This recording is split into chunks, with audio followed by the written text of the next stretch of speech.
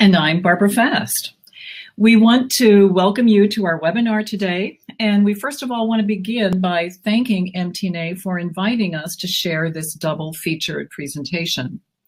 Many people came up to us at the MTNA National Conference and told us that our two presentations dovetailed together very naturally, with one flowing directly into the next. We were fortunate in that we presented immediately after each other, although in different rooms, but this likely helped connect the two topics together in people's minds.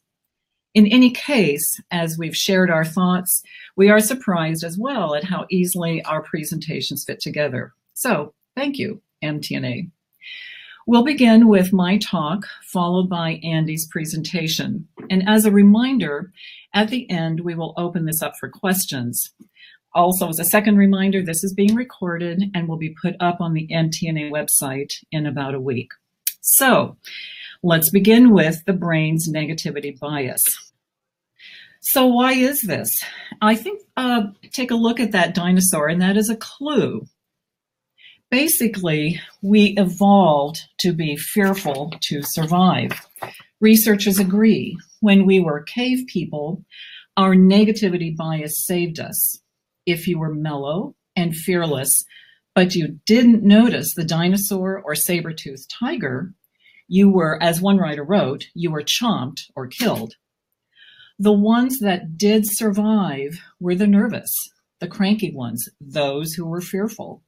Those are our great ancestors, and we have inherited their negativity bias. Basically, fear helped us to survive. You likely have heard about the lizard brain, which refers to the amygdala, which is really the alarm bell of the brain. And in this drawing, it is that yellow, very small portion of the brain. It is the oldest part of the brain, and it is that automatic response that we have to ward off that saber-toothed tiger through a fight, flight, or freeze response.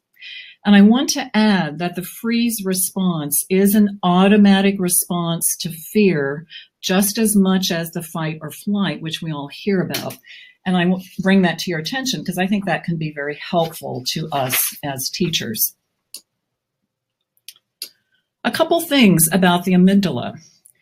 2/3 of its neurons scan for bad news.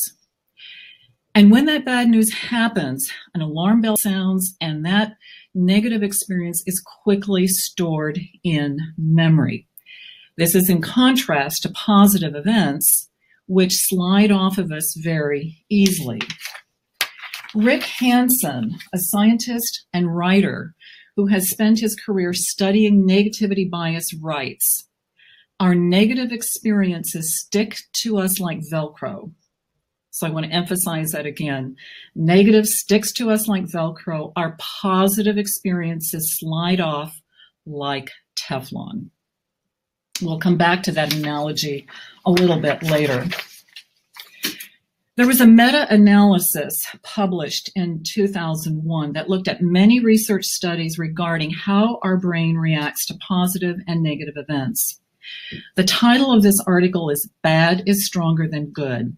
It's an easy read. It is a research article, but it's very easy to find on the internet if you Google. I noted some of the outcomes from the various researchers, and I am just going to share those with you. Mostly these relate to general things in our lives. So to begin with, negative events, such as losing money, being abandoned by friends, receiving criticism, have greater impact than their corollary positives, such as winning money, gaining friends, or important to us as teachers, receiving praise. Bad events wear off more slowly than good events. It's more upsetting to lose $50 than to gain $50. Learning something bad about a new acquaintance carries more weight than learning something good in most instances. Bad reputations are easy to acquire, difficult to lose. And interestingly, there are more words for negative emotions than positive emotions. We all know that the public often is asking the television or the newspapers to please print more good news. But they know that people prefer to hear bad news first over positive news. They know that bad news sells. Think about your favorite novel. Generally, successful novels elaborate on negative events or turmoil or conflict. People tend to underestimate the frequency of positive experiences in our lives. They tend to be more forgettable. Most of us would say we lead happy lives. We have numerous positive events throughout our day. I had a great cup of coffee this morning.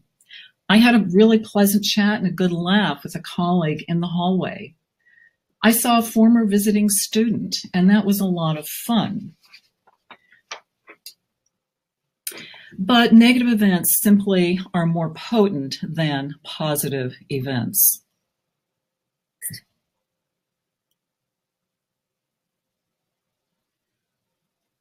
I'm working on a slide transition here. Just hold tight a minute. There we go. Okay. Alison Ledgerwood describes this ruminating on the negative over the positive in her TED Talk titled Getting Stuck in the Negatives and How to Get Unstuck. She's a social psychologist and studies how humans think and how we might think better. I've just taken an excerpt from her TED Talk, and here she is describing a typical week for herself. Remember, she is a researcher.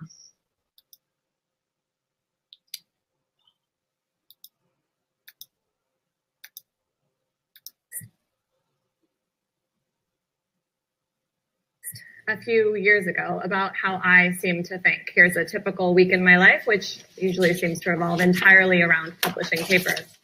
So here I am in the maximum of my artistic abilities as a stick figure, going along at baseline, and a paper gets accepted. I get this rush, this blip of happiness, and then I'm back to baseline by about lunchtime. A few days later, a paper might get rejected, and that feels pretty awful. And I wait for that blip to end, but somehow I just can't stop thinking about it. And here's the craziest part. Even if another paper gets accepted the next day, well, that's nice, but somehow I can't get that pesky rejection out of my head. So what is going on here? Why does a failure seem to stick in our minds so much longer than a success? Well, together with my colleague, Amber Boydston, in the political science department, I started thinking about this question of, do our minds get stuck in the negatives? We all know. Alison does say that yes, our minds do get stuck in the negatives, but she goes on to say that we have to work to see the upside. She advises people to rehearse and share good news. As we go back to our research, I'm going to remind you that in relationships, positive interactions must outnumber the negative ones by at least 5-1. And if we go back to our research study, Bad is Stronger Than Good, the authors at the end of this extensive study, they said, we hate to inform you of this, but yes, it seems to be that our brain remembers the bad over the good. But they concluded by saying good can triumph in the end by sheer force of numbers. And as I've already said, many of us would say we lead happy lives by virtue of having far more good than bad events in our lives. So what about these positive events? Researchers say that positive events need to be held in awareness for at least 12 seconds or longer. Remember back to that analogy of positive events slide off of us like Teflon. So we need to hold them in our awareness so that they transfer from short-term memory to long-term storage. And we will keep coming back to this 12 seconds. So now that I have properly depressed you about your brain's or our brain's negativity bias, I've purposefully put 3 pictures of happy children with their instruments in front of you so that you can stop, pause for 12 seconds, and absorb them, their happy faces, before we move forward as we continue to talk about teaching. So as we move forward, I want to talk about how we can take more time in lessons to emphasize the positives with our students. It's very easy for me when I'm hearing a student to say, Allison, that was a really great improvement on the dynamics and articulations. But let's go back to page 3 and deal with the pedal. And what have I done? I just negated the positive comments I made. It's very, very easy to go quickly into a fix mode. So what I'm going to talk about is how to elongate that positive before going into working on challenging sections. One area that can be particularly helpful is in asking questions in as many different situations as possible. For instance, in private lessons, questions in the early stages can be particularly useful. I often like to remember to ask a student, what did you focus on this week? Whoops, let's go back. And what did you practice the most? I'm often surprised that they practiced something or focused on something different than what my notes would lead me to think that they were practicing. And after we make a comment that dynamics were so much better than last week, we can elongate that by saying, and what did you do? How did you practice that so that there was so much improvement during the week? In more advanced stages of repertoire, Leon Fleischer at the MTNA National Conference was just a master representative of how to ask questions. He was the guest artist at the MTNA conference in 2017. 3 performers played, and as you can imagine, they performed beautifully. This was his first question immediately after the first performer played. Can you tell me how you succeeded in what you were trying to achieve? I just love that.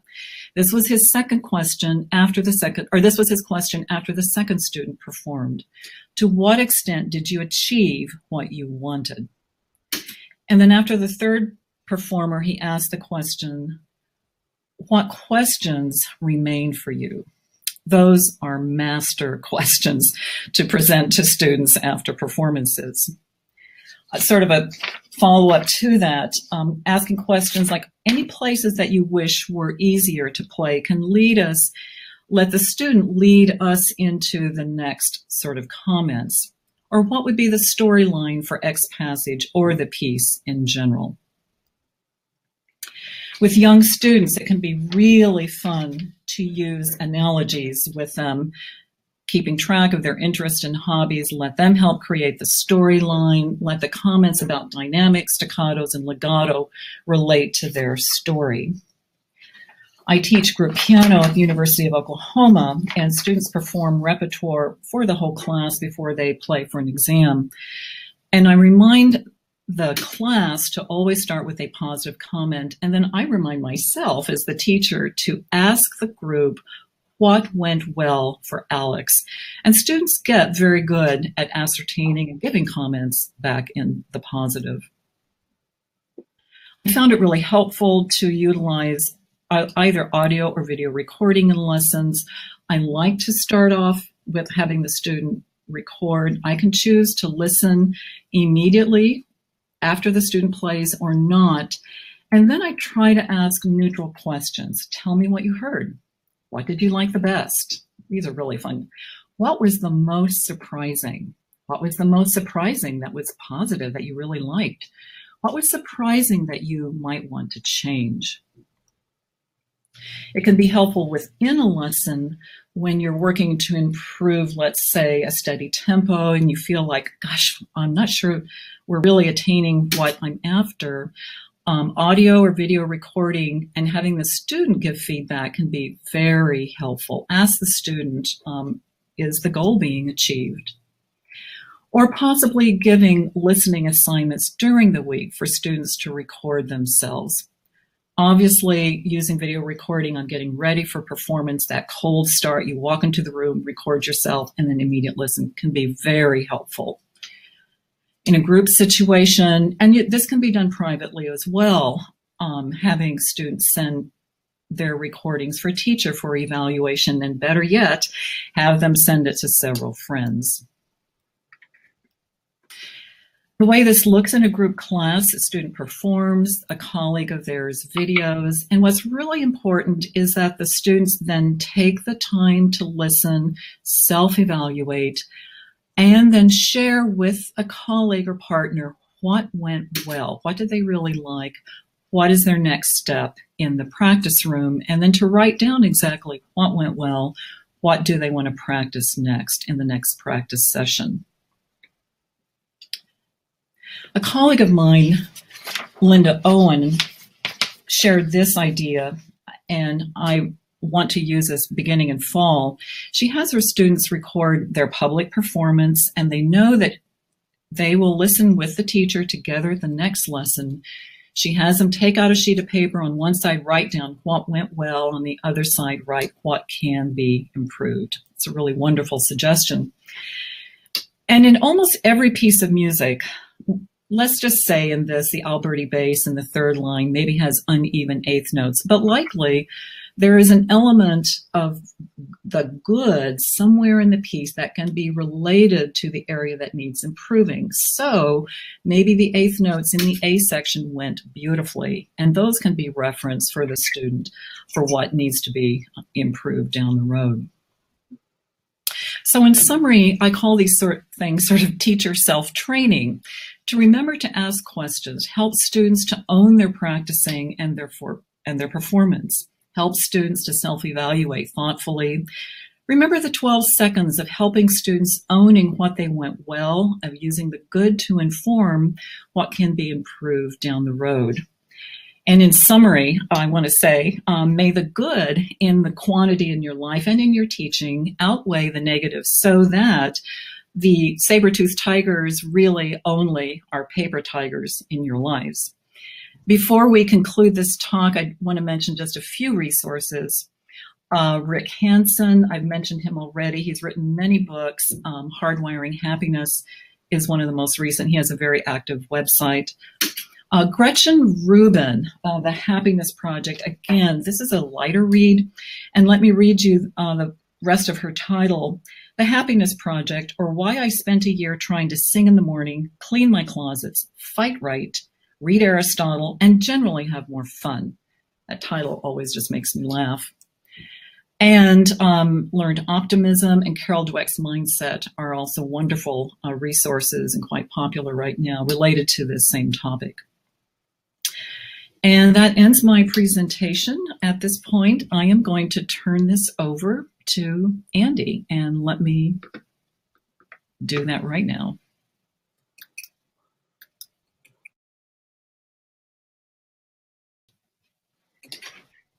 Hello. And Barb, just so you know, you can turn your camera off, because I was on camera the whole time that you were presenting, and I did not know. So thank you for pointing that out to me. So thank you, Dr. Fast, for sharing your ideas and your research with us. What was interesting about our presentations at MTNA was how they shared the same theme, but came about the subject from different perspectives. I have always been fascinated by language and how a subtle shift in words can have a big impact. For instance, I am fortunate to have traveled around the world with my 6- and 8-year-old children. Our home is in Cleveland, Ohio, but we've had the opportunity to visit Ireland, Scotland, Hawaii, California, Washington, D.C., just to name a few of the places that we've had the opportunity to visit. You might be thinking, what a great opportunity to vacation with their kids. So for those of you who do not have children, let me explain. Traveling with children is no vacation. The Merriam-Webster dictionary defines vacation this way. We may be traveling, but relaxation doesn't really define the many acrobatics performed in getting us from point A to point B. I will not be lounging by the beach with a book in my hand or sleeping as late as I please. It seems that my travels more closely relate to the definition of a trip. Trips with my children are work, and I am the CEO of a company of small, crazy people. Trips involve more stuffed animals in my suitcase than clothing, visiting with in-laws, and doing housework, just not in my own home. And if a tent is involved, don't even get me started, because that is neither a vacation nor a trip. It's my definition of a nightmare, and you can bet someone will end up in tears at some point. It will probably be me. I always knew that traveling with children was difficult, but there was a small part of me that held out hope for at least a moment of rest. Once I defined my experience, I was able to recalibrate my expectations and know that rest was out of the question. Words matter. Whether we're interpreting a travel experience or communicating with our students, the words we use and knowing how to define them can greatly influence how we perceive a situation. As a pedagogy professor, I spend much time thinking about and defining words. A great deal of class time is devoted to helping my pedagogy students develop a toolbox of phrases, expressions, and explanations for musical concepts, and understanding what those words mean both literally and figuratively. After months of analyzing language, they get to put these words into action as they get their own assigned students in the spring semester. I always look forward to the arrival of their first teaching video, and I'm excited to see how they utilize the work we do in the classroom. While I do hear some lovely expressions and explanations, I also hear that many of their verbal comments start with the word good. Now, I'm not saying that good is a bad word. Saying good tells our students that we're pleased with their performance, as do great, fantastic, wonderful, awesome, all the words that student teachers then use when I tell them not to use the word good so much. I would like to say that it's just my pedagogy students who overuse the word good, but we see it everywhere.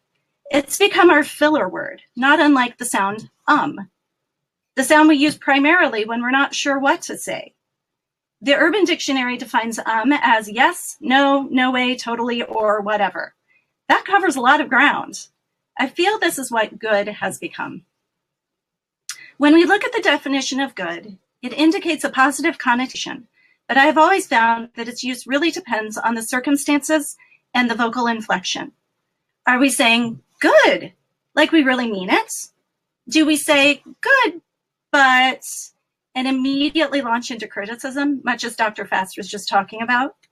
Or are we even showing indecision or sarcasm with a rising inflection? Good? Assuming that the word is followed by specific information, I encourage this positive approach. Good articulation in the left hand, good phrasing in the development, good use of rubato in measure 16. These are all appropriate ways of using the word, but it is important to know that these words provide praise. Our students need to hear praise. We often listen with the intent to criticize, not praise. But giving positive reinforcement is necessary in every lesson, just as we just heard. If we do nothing but criticize our students, they will view music lessons as a negative, stressful experience and will stop finding the joy and passion in music making. Students, actually all of us, need to be shown when and how they have been effective in order to gain confidence and the sense of gratification that comes from the attainment of goals. Understanding the definition of praise is an important step in providing effective communication to our students. Praise, however, has had its share of discussion lately, in particular, its effect on our students and their mindsets. Does praise mean that our students rely on us to define their successes? Can they learn from and internalize the praise and challenge themselves even more? So just as we must understand ways of giving appropriate and specific praise, we must also understand the importance of praising the effort. When we tell someone that their playing is good, or we could go a step further and say they are talented or smart, we may create a student who relies on us to define their successes and no longer takes risks for fear of losing that smart and talented status. If we praise the effort, we use much different language. For instance, when my children bring me a picture they draw, I don't immediately launch into praise such as, I love it, or you're such a wonderful artist. Instead, I say things like, what a colorful picture. You must have used every crayon in the box. Instead of using words such as talented, good, and smart with our music students, we could say things like, your left hand is so much more even this week. You must have put in a lot of hard work. This makes the student responsible for their own actions and their own learning. By moving a student from a talent-based mindset to an effort-based mindset, they remove themselves and us personally from the praise. It becomes less about their innate abilities and pleasing the teacher, and more about their self-discipline, focus, and intention. This is especially important when it comes time to provide feedback. If we are getting our students accustomed to praising the effort and not the person, they are much more receptive to feedback and constructive criticism. A talent-based mindset might hear our feedback as, you are bad, instead of hearing, your performance needs improvement. We know that some students immediately go to that I am bad place, and so we need to work extra hard on developing a language that places the praise and feedback on the effort. As we develop our toolbox of feedback, a variety of words must be examined, all directed at building a positive working environment. Certain phrases and explanations might resonate well with one student, but don't seem to get through to another. We must have many different methods of describing musical concepts and physical motions, including imagery, color, instrumentation, and analogy, for those times when our first explanation isn't understood. But praise and feedback aren't the only words we use or should be using in a lesson.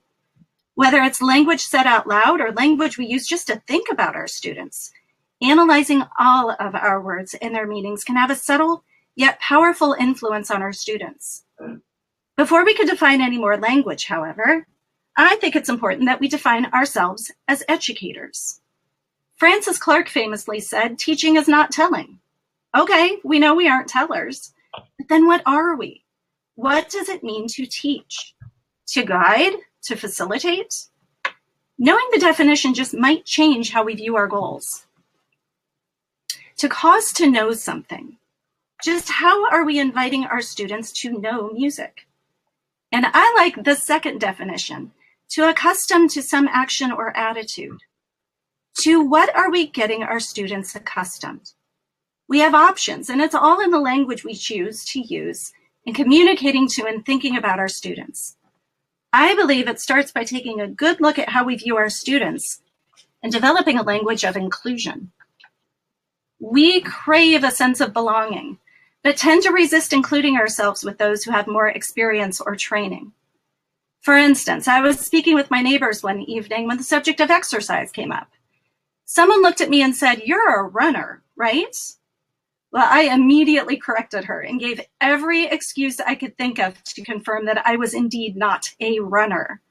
I only run a few times a week. I'm not fast. I don't go very far. I've never run a marathon. In fact, I don't even like races. I couldn't possibly be a runner. But looking at the definition, maybe I am. This got me thinking about how we define our students. The people who occupy our piano benches each week aren't just our students. They come to feel like our family. We invest a lot of time, love, and energy in each other. We want the best for them. Yet this is the definition of a student, a person who studies something. I don't think this is truly how we wish to define their experience. What if instead of defining them as students, we define them as musicians? The word musician is a very loaded word. In some circles, it's an elite word reserved for the most elite performers. According to the definition, though, we can and should be using it to define our students.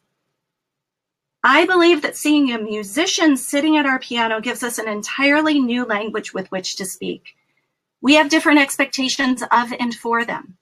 We see them as our apprentices who will carry on the traditions, culture, and joy of music long after we've stopped teaching and performing.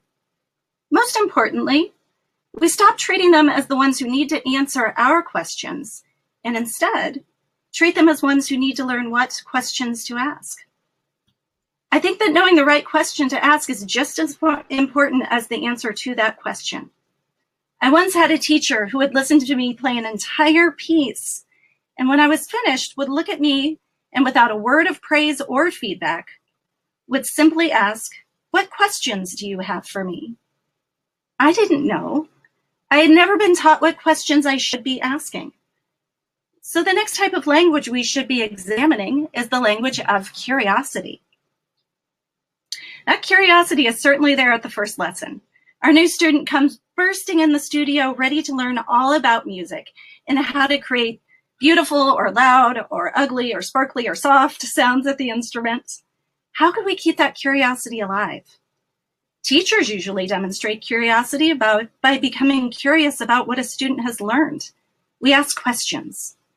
We cue the students to provide responses in hopes of getting them involved in the learning process.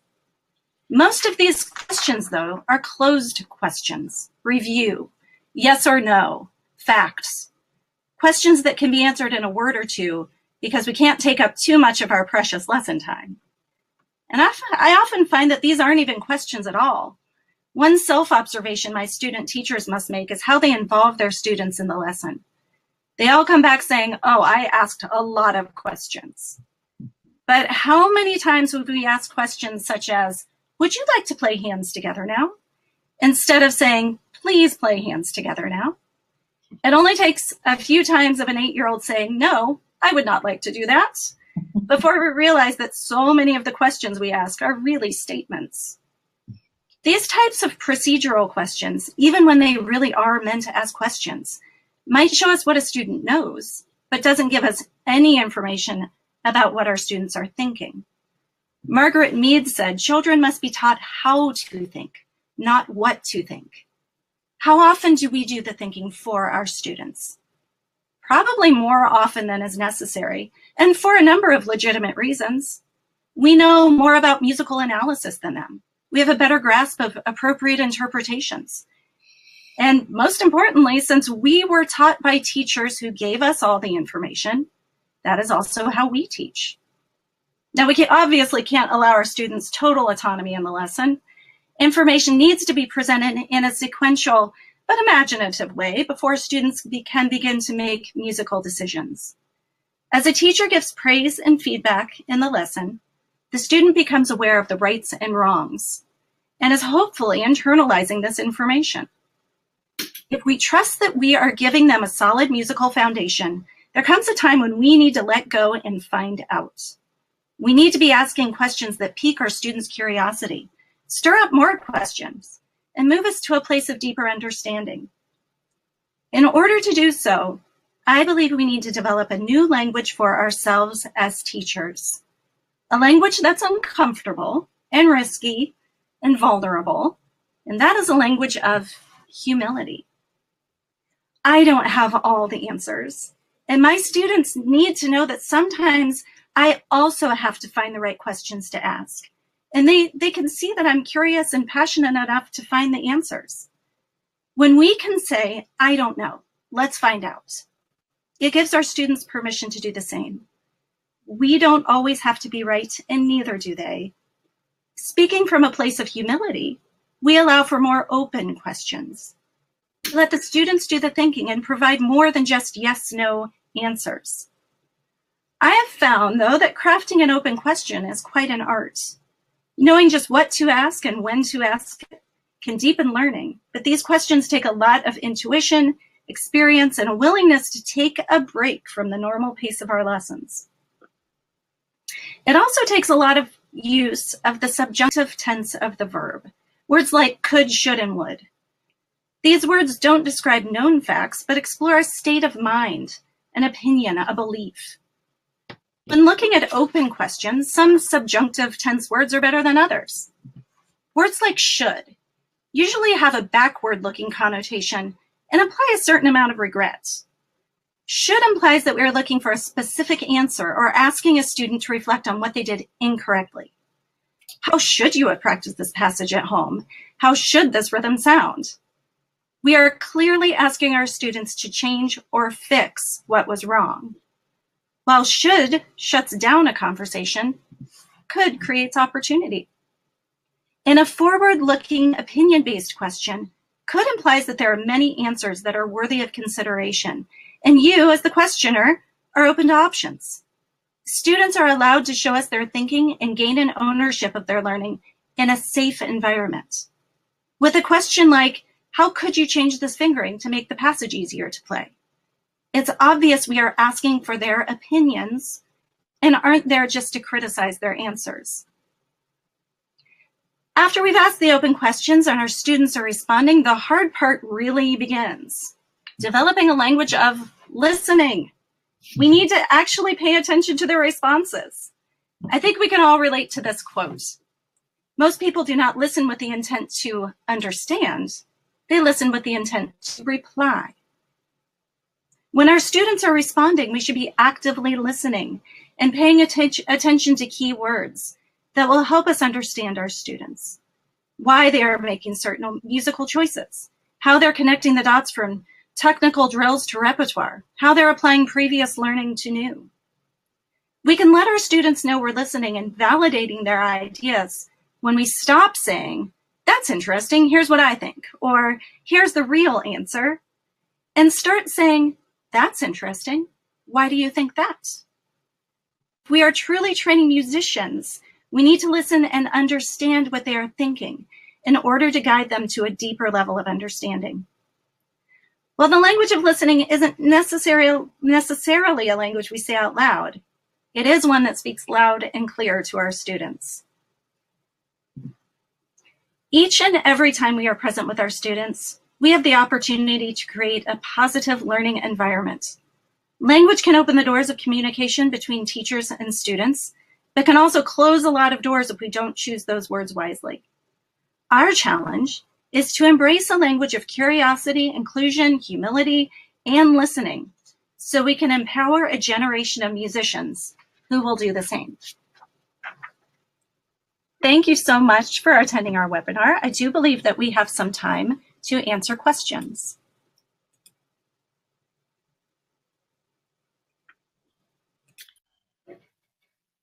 Andy, while you're coming back on, there's a question that was posed off to the side here, and some people have presented some really great ideas already. Maybe some other people have some even further thoughts on it. What would you do when a child says they do not want to do something when we as a teacher know is a good step to take? And the question came in with, for example, putting a piece hands together. Well, what's interesting is I just went through this with my daughter last night. She came home with a new piece to practice for her piano lesson. And she started and she said, Mommy, this is too hard. I can't do this. And I find a really good technique that at least works for us at home is to shut the piano, to just put the piano lid down and say, okay, let's look at the score and let's analyze what's going on. What do you see here? And I think if she can get away from having to do everything at once and can figure out just a few things at a time, it really helps her. So, and I know it's different for every student, but if you can find that one technique that works, then it's really helpful. But I find that breaking down any kind of problem area and letting the student find ways that work for them really helps. Thank you, Andy.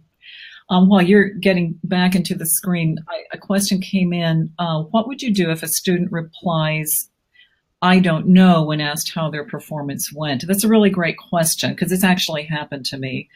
Or something similar to that, particularly if I'm asking a student, you know, what did you like about what went well? Sometimes they actually just sit there frozen and they'll go, I don't know. I can't think of anything that went well. They're really not used to evaluating the positive in their performances. They're really used to evaluating the negative. I really, at that point, just try to stay with them and say, let's just see how think about it. Let's just go through. You've been working, what were the things you've been working really hard on? You know, there's going to be 3 or 4 things. How did you feel about those? And usually then that can get the student to finally come around to identifying, well, yes, that did go pretty well. And yes, I was happy with it.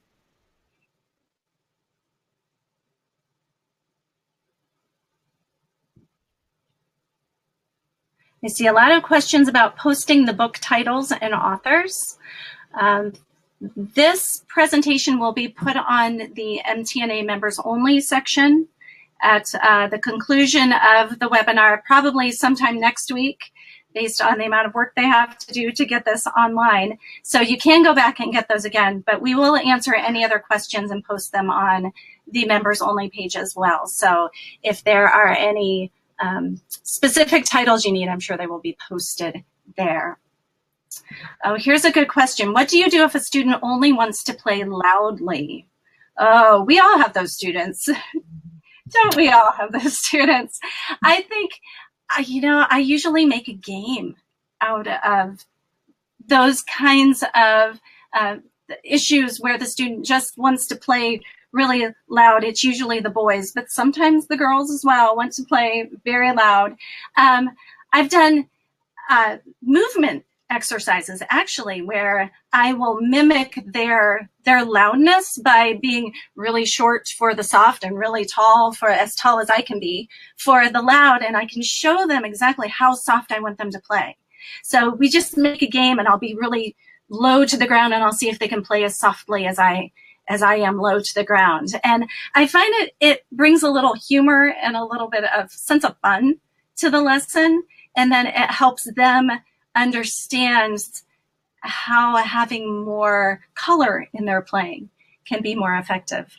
Barb, do you do anything in that respect? Well, the first thing I was going to say, one of my go-to things, as I talked about, would be to record the student. And I honestly just use, every student comes in with a cell phone these days, and I know the recording quality isn't always that great if it's, if you're not putting it through something else. But I'll often have them record and just listen and say, what do you think about the dynamic contrast? Are you happy with it? Are you hearing as much contrast as you think you are creating?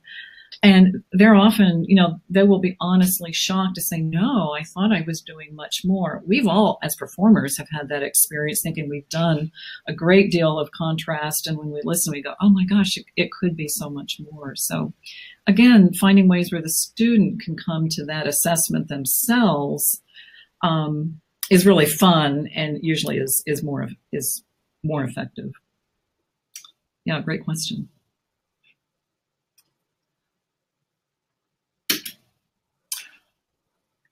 Okay.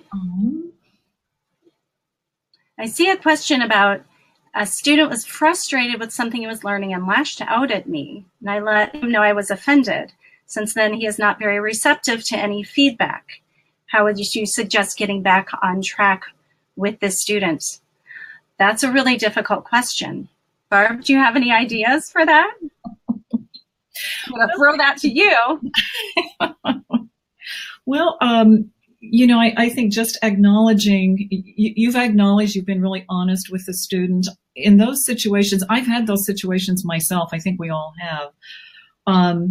I don't know. I just keep trying to approach everything with the positive, meeting the student always with a positive response, and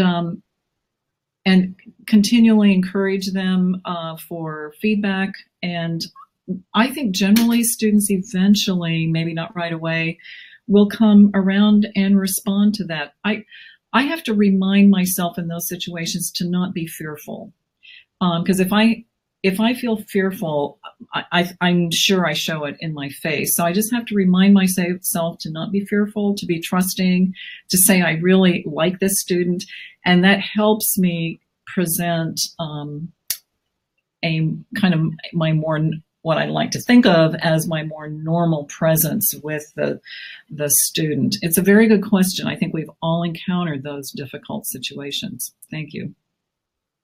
Yes, I would agree. I find that by not addressing the situation and having the student come to your studio week after week and just having it kind of an undercurrent in the entire lesson without saying anything to address the issue will just make the situation worse. So I would certainly talk with the student. I'm sure you've had conversations with the parents as well. But I think if you just bring everything out in the open, it makes relating to the student a lot easier, and hopefully he will be more receptive to your feedback in the future.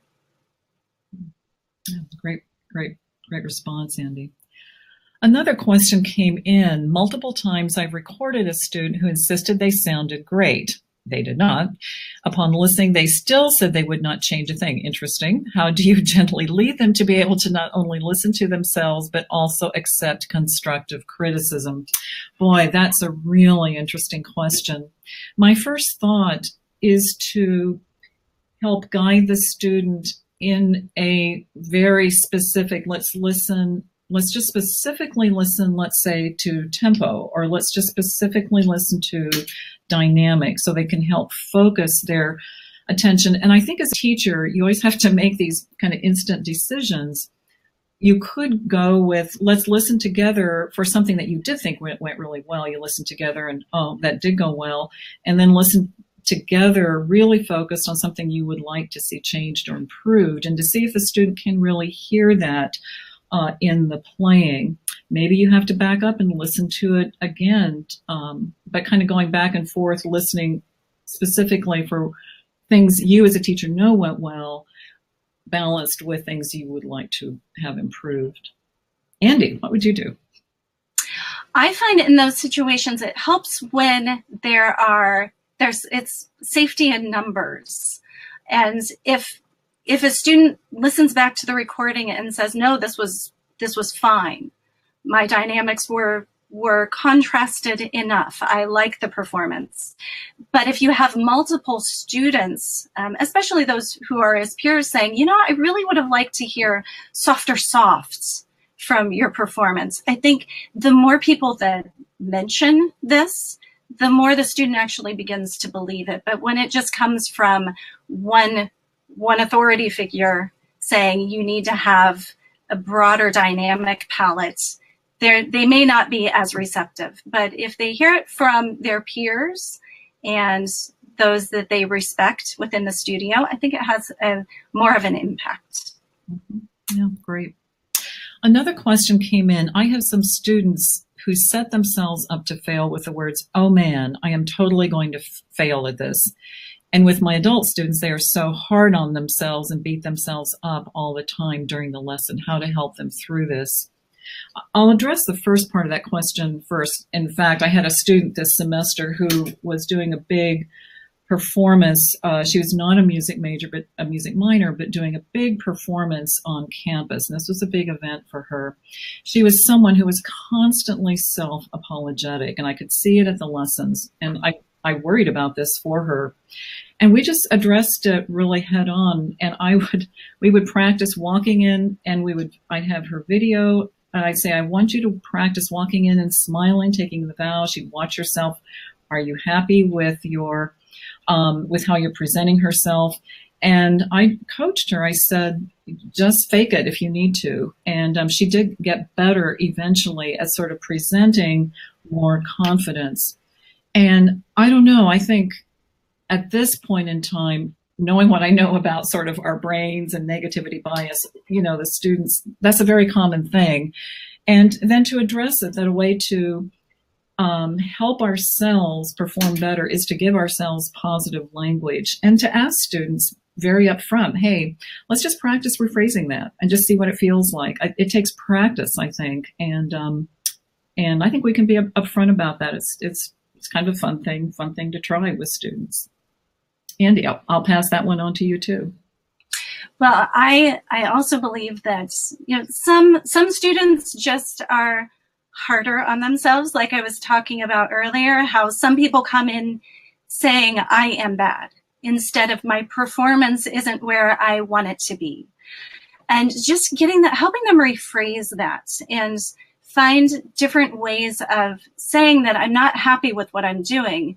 And instead of putting it on themselves and saying it's because I'm a bad musician or I can't do this, saying these were my challenges this week and this wasn't working for me. I also try to get my students, even before they begin playing, to say, these are things that I have found to have been very successful this week in my practicing. So to start on that positive note, and even if it then goes into, well, these were the things that went well, but here were some things that I struggled with. At least they're starting from that positive place, and we can work from there. I'm sure, Barb, having taught class piano for a number of years, you also hear the students who come in and stop every measure and go, oh, sorry. And I hear a lot of sorries in class piano. So I try to ban that word from my classroom and say, you need not say sorry. It's okay if you make a mistake. I think we're so, as musicians, we are so hard on ourselves when it comes to making any small kind of a mistake. And so to let them know that they're in a very supportive environment and it's okay if you make a mistake. It happens to all of us. Yeah, great. The question came in, what do you do when a student just doesn't care about improving a piece? That's a difficult question, and we've all experienced it too. My first reaction, it's a different situation if the student has committed to this piece and they are going to be publicly performing it and you don't have the time to change the piece. That's another situation. My first reaction was, that is something I really try to monitor. If a student is not interested in something or just shows a lack of interest, there's so much music out there.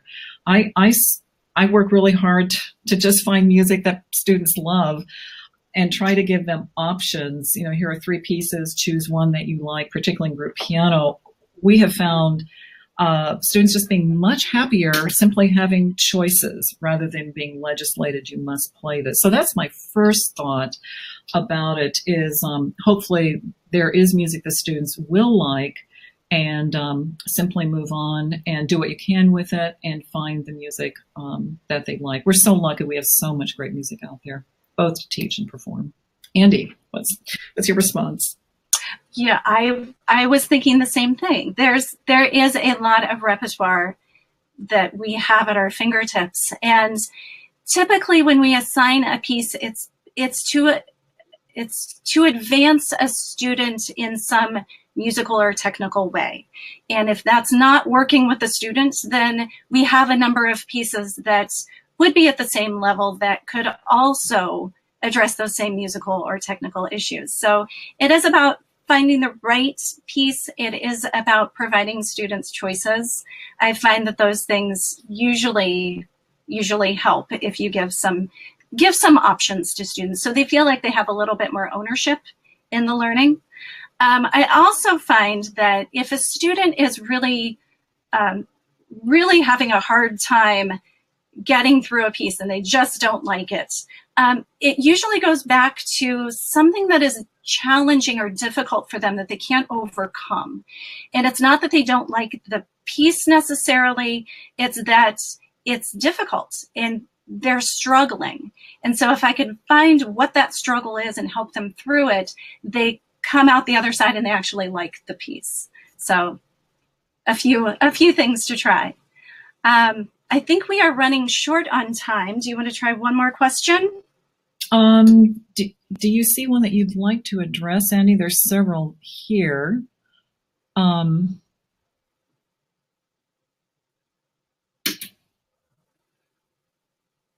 Any advice for a student who chooses a piece, works diligently for performance, but then hates the work of honing, maintaining for performance? We have a lot of those students who like the beginning because they're excited about the newness of it, but then don't like the work of really polishing it. I try at those stages to bring in new repertoire constantly. So it's not just the one piece that we're working on and trying to master that one piece. I'll also break it into smaller sections. So if we're to a point of polish, maybe I'll just have them practice the development, or I'll have them practice in a different way. I'd like you to do these 16 measures as slowly as you can this week, or play it just left hand, or change the articulation to make it a little bit different. But I definitely break it down into smaller sections so they're not working the entire piece every week, because I find that even gets a little bit difficult for me. I was going to say exactly the same thing, Andy. My first thought was to break the piece down and to really just change up the practicing. Have the student practice it backwards or practice in sections from the end of the piece. I love the idea of practicing it at different tempos. That really actually helps reinforce the performance of the piece.